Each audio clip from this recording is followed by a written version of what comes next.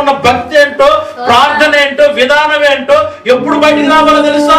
అంతా బాగున్నప్పుడు కాదు, ఇబ్బందిగా ఉన్నప్పుడు, ఏ సమస్యలు అయితే నువ్వు ఇరుకుపడిపోయి ఎనకబడిపోతున్నావో అప్పుడు నీ టాలెంట్ ఏంటో బయటికి నువ్వు చూపించాలి. దేవునికి స్తోత్రం చెప్పండి. నీ ప్రార్థన బలం ఏంటో బయటకు చూపించాలి. దేవునికి స్తోత్రం చెప్పండి.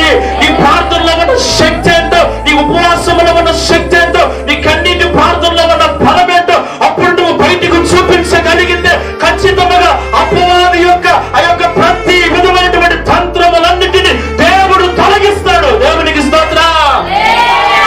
ఇంతగా ఉన్నప్పుడు చూపించుకోవడం కాదు భక్తి. ఏమి లేనప్పుడు, సమస్యల్లో చిక్కుపోయినప్పుడు, ఎవడు నిన్ను కాపాడలేని పరిస్థితిలో నీ అంతటికి నీవే సహాయము కోరే ఒంటరి పరిస్థితిలో ఉన్నప్పుడు నీ ప్రార్థన టాలెంట్ ఏంటో, నీ ఉపవాసపు టాలెంట్ ఏంటో, నీ మారు మనసు పొందినటువంటి టాలెంట్ ఏంటో అప్పుడు నువ్వు చేసిన ప్రార్థనను బట్టి క్రీస్తు మహిమ నీ మీద అట్లా ఉదయిస్తుంది. అంతే. దేవుని స్తోత్రం చెప్పండి. ఏ అవకాశం లేనప్పుడు మనకి సహాయము చేసేదే క్రీస్తు యేసు మహిమ. దేవుని స్తోత్రం చెప్పండి.